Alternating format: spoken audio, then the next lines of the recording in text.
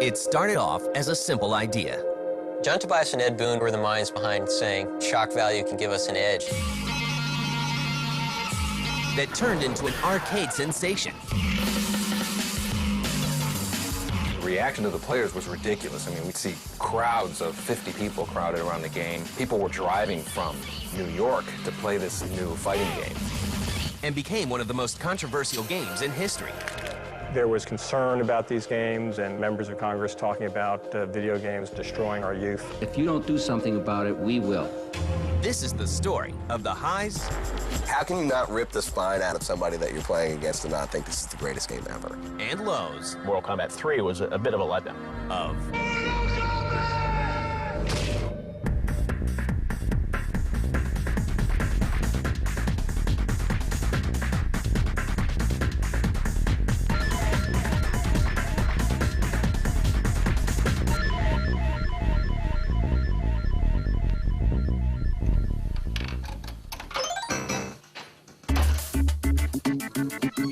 It's the late 1980s, and fate brings together two game developers at a Chicago-based game company called Midway. Their names are Ed Boon and John Tobias. When I started at Midway, Ed Boon was working at the time as a pinball machine programmer. They were starting a video department and hooked up with me, and I started programming a football game called High Impact Football. I was working with a fellow by the name of Mark Trammell on a game called Smash TV. I was new to video games, and Ed was as well. John and Ed both had a passion for kung fu movies. John especially. They both realized that they had the same interests. John Tobias and Ed Boon were sort of two of the chief innovators on the design and art side in Midway at the time. They were the minds behind saying shock value can give us an edge in terms of breaking into the market. Soon, the two decide to work together on a new game. So we had this conversation, and neither of us had really worked on a game with each other, and said, you know, yeah, we should do a fighting game sometime. At the time, Midway had a hardware system that could support digitized graphics, which was fairly new back in the late 80s, early 90s. And we wanted to really take advantage of that. And we thought that a fighting game or something where characters could be represented very large on screen would be something that we could take advantage of and create a game around. They meet with an early setback. We wanted to make, you know, Van Damme, the video game. At the time, I think he might have signed a deal with Sega or something. You know, they said, you know, sorry you guys, but you can't have it. And, you know, Bloodsport, I think, had just come out, and we were all bummed out. But the release of a popular fighting game helps get their project off the ground. Street Fighter II had come out and proved successful in the arcades, and so that just kind of bolstered our desire to do a fighting game, and it also gave management the opportunity to give us the go-ahead to start work on the project. So we went into the back, you know, with the blue screen and videotaped some friends, you know, throwing kicks and punches, and I mocked something up in my office, and suddenly when we got this uppercut going, management came in and they saw it and they were like, you know, okay, you know, green light.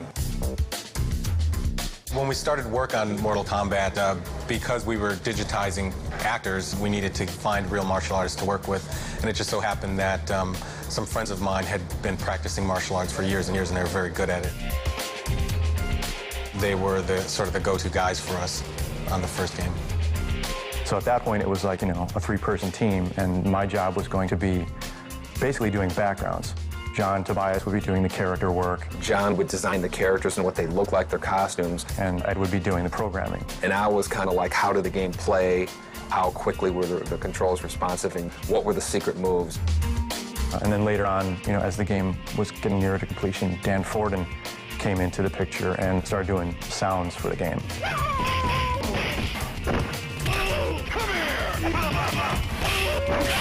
So it was really a four-person team. Mortal Kombat was just four people, really. It just started. Mortal Kombat is underway, but with established giants like Street Fighter II, will the team at Midway be able to make a game that can compete?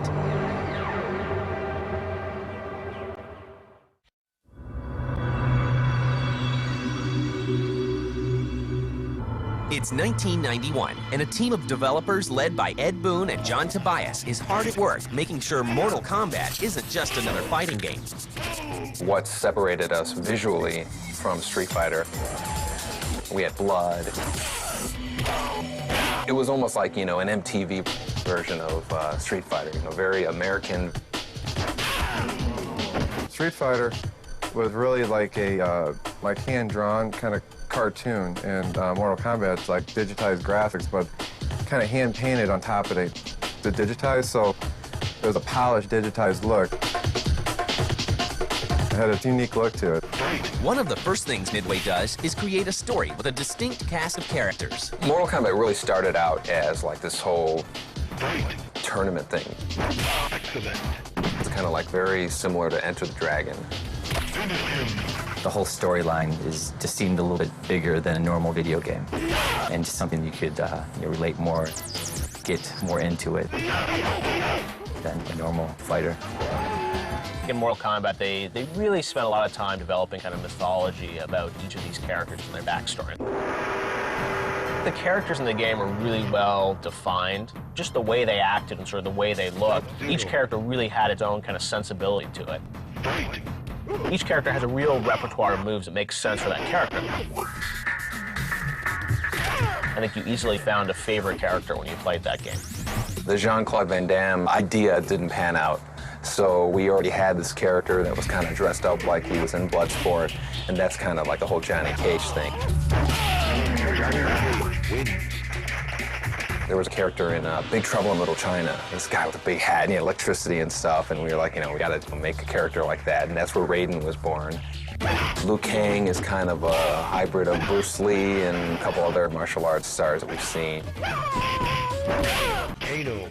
And then Kano was this guy with this metal eye patch, and I think Terminator 2 or something had come out recently, and we said, okay, let's make a guy whose skin is peeling away. We ran out of memory. We had to have two characters with only one amount of memory in the game, so we said, let's make a yellow ninja, tint him blue, and we make another character out of it. We came up with Sub-Zero and Scorpion. Then our CEO said, no, you gotta add one more character, put a female character in the game. Sonya wins. I said, oh, let's call her Sonya. And we threw her in the game, and all of a sudden, we had our cast of 7. But what truly sets Mortal Kombat apart from other fighters is also what will make it infamous. Street Fighter had this feature where a guy would be dizzy, and you would get a free hit when your opponent is dizzy. And I hated being the guy who was dizzy, but I loved being the guy who would make somebody dizzy. So we moved that part of the game to the end of the round, and we said, okay, now just give him a big uppercut at the end.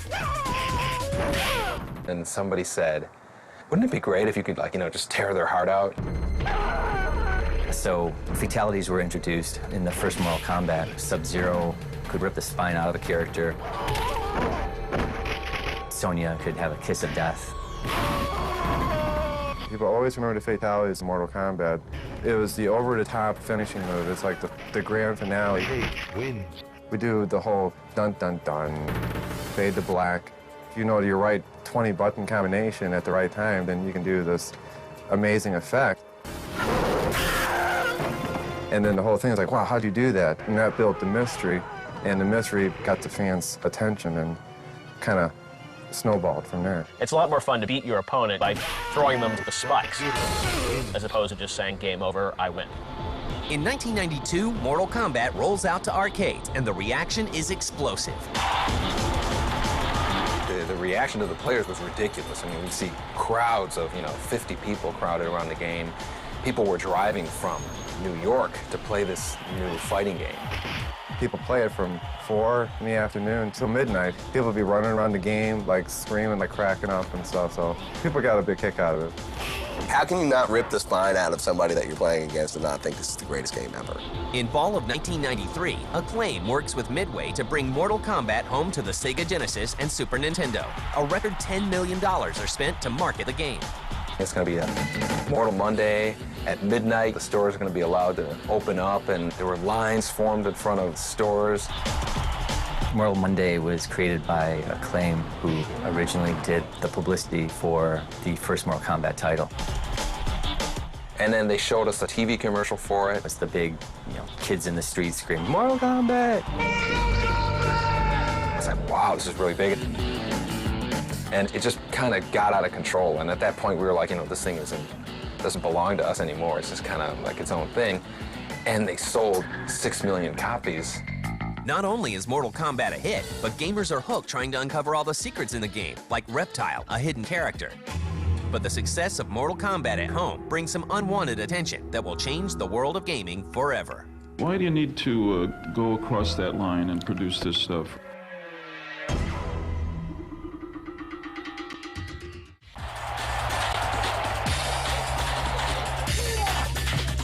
By 1993, Mortal Kombat is a nationwide phenomenon. In just 3 weeks, the home versions of Mortal Kombat sell 3 million copies, making it the best-selling game of its time. But the very thing that makes the game unique also gets it in trouble. The fact that there was blood in the game was sort of this big controversy, and I remember when Mortal Kombat first came to the home console systems, Sega Genesis and Super Nintendo, and Nintendo wouldn't even let them have blood in the original Mortal Kombat game. We were told by Acclaim that, Nintendo was not going to allow it. It's their system. They had an image that they were really upholding, and they did not want a game that had blood in it, let alone fatalities. Acclaim said, oh, let's make the blood gray and it'll be sweat. But fans aren't happy with the decision, and Nintendo pays a high price for it. I've actually heard some people say that that was one of the things that helped Sega overtake Nintendo in that whole console wars, because the Genesis version was outselling it like 3-1. The Super Nintendo version actually looked better. The Genesis version was more realistic and actually played better too. But the controversy doesn't end there. Mortal Kombat becomes just one of many violent games that are targeted by concerned parents and politicians. There was concern about these games and members of Congress talking about video games being the sort of decline and fall of Western civilization and destroying our youth and leading them down the path of the no good. I hope you walk away with one thought today, that if you don't do something about it, we will. And the industry felt that we needed to respond in some way, in a proactive way. They wanted to get some sort of a rating system, and there should have been a rating system in place. I think the rating system is necessary. It's just like an R-rated movie. But that was like kind of the cause of that whole thing, was the fact that it didn't have a rating system in place. The controversy over violent games such as Mortal Kombat play a big part in the formation of the IDSA. The IDSA formed back in late '93, early 1994, and we felt that it was much more productive for the industry to self-regulate. I think the controversy actually, it didn't hurt the sales by any means. I think it actually brought more attention to it. The Mortal Kombat dynasty continues with the release of Mortal Kombat II in April 1993. Mortal Kombat 2 totally improved over the original title. Technology improved. We got to make the characters look a lot more realistic than the first game. The storyline actually got to be more involved. Outworld was created during MK2. More popular characters were introduced in MK2. Jax was introduced. More fatalities were introduced. It just looked bigger, more colorful than the original. Fans just, till this day, MK2 is still #1 in a lot of players' eyes. And when MK2 heads to the home market, Nintendo keeps the blood in the game. The Mortal Kombat craze peaks in 1995 with the release of Mortal Kombat the Animated Series and the first Mortal Kombat movie. I clearly remember seeing on CNN, they said, Mortal Kombat, $23 million, the second biggest August opening ever, and going, oh my God, this is insane.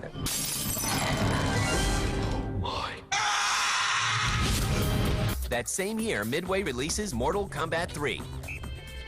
Mortal Kombat 3 probably had the toughest time of all the Mortal Kombats because it followed 2 climbing games in terms of features. We really wanted to add something to speed up the fighting, so we added the run button. And the run button let you kind of dash in there and get a bunch of hits in there. And we had changed a lot of the dynamics of the play mechanic. When MK3 heads to home consoles, Sony gets exclusive rights to the game for the PlayStation. Some fans aren't happy with the sequel's new features. One of the things that disappointed people about Mortal Kombat 3 was that they introduced a new combo system. The problem was the combo system was really, really complicated to learn.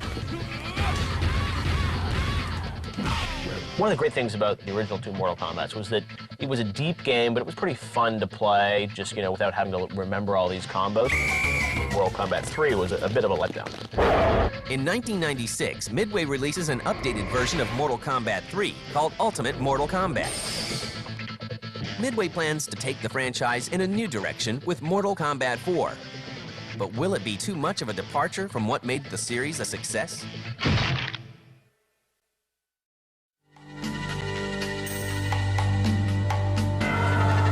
In 1997, a second Mortal Kombat movie hits the big screen. It makes $17 million in its first week, but doesn't match the success of the first film. By now, 3D fighters such as Tekken 2 are edging out 2D fighters. So Midway decides to take its franchise in a new direction with the release of Mortal Kombat 4. Mortal Kombat 4 was the first one that was a departure from the digitized graphics. It was like, 3D models. It was a 3D presentation, but 2D mechanics. And I don't think that those two mixed as well together with that game. More than 2 million copies of Mortal Kombat 4 are sold, but the game receives mixed reviews, and fans of the series are beginning to lose interest. Mortal Kombat 4, showed some growing pains, I think, as they tried to learn about, how to do this game in 3D and how to make it fun.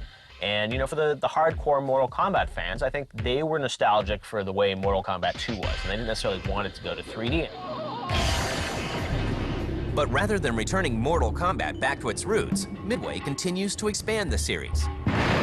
Mortal Kombat Mythologies. And Special Forces were side projects of John Tobias. John wanted to work on an adventure game, and he kind of led that whole project. Those games were not the head-to-head fighting games. John was a storyteller, and he wanted to explore the whole realm of Mortal Kombat more.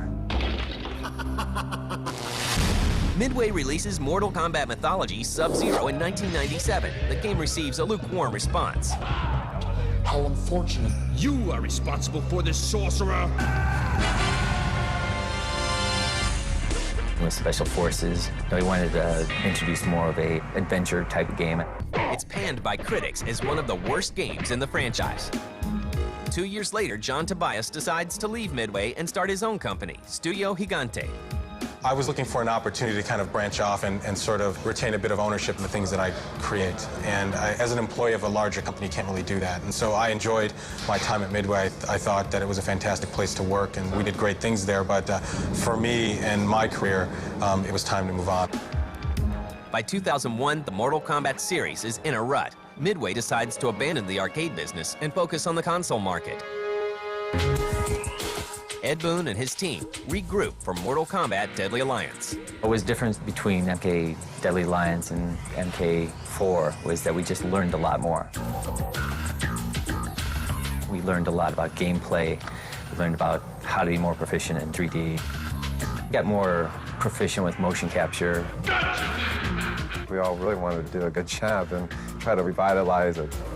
Deadly Alliance comes out exclusively for home consoles in 2002, and for many fans, it revitalizes the series. Mortal Kombat, of course, made a surprising comeback. I don't think anybody quite expected Deadly Alliance to be as big a hit as it was. It was a multi-platinum seller. And in October 2004, Midway releases Mortal Kombat Deception. It's a 3D game, but it still has that classic Mortal Kombat kind of feel to it. I think people are going to look at this thing and go, wow, Mortal Kombat's more than just a fighting game. We've really enhanced the fighting engine with our backgrounds, giving them as much of an influence on the outcome of the fight as possible. This is the Dark Prison background. We're now looking at the death trap. You're not going to survive that. You can actually knock somebody back into this background here. You see him knocked down to the bottom. There's a weapon that you can grab. So it's a lot more of an immersive experience. It has the fighting game, it has a puzzle game, it has a board game, and then we have like the single-player conquest adventure mode. So all of these kind of mixed together, put it online. We're really excited about just how much stuff is crammed into this game. After Deception, there will definitely be another Mortal Kombat. We'll push it as far as we can go. No matter what the future brings to the Mortal Kombat series, there is no denying its effect on the world of gaming. It is fun to see Mortal Kombat still sort of there as one of the top products. It's the third or fourth biggest franchise in the world. I mean, it's a multi-billion-dollar with all the movies and the TV shows. To Ed's credit, you know, he's still there. He's still very faithful to the franchise that he built.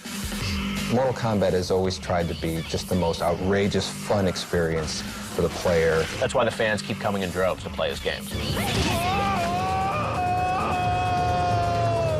Outstanding. It all started with Easter eggs. Before you know it, I couldn't get enough of God mode. When I don't punch him in, I get a little weak. I thought you were supposed to go backwards in Pitfall. I can't even make it through 2 levels without infinite ammo. I can't remember a time when I didn't use codes. They made up the codes, I just used them. No one's gonna find out. Get the latest cheat codes and walk-through strategies for Grand Theft Auto San Andreas. All right, so homie, let's see if you got what it takes. Cheat season premiere, Tuesday night.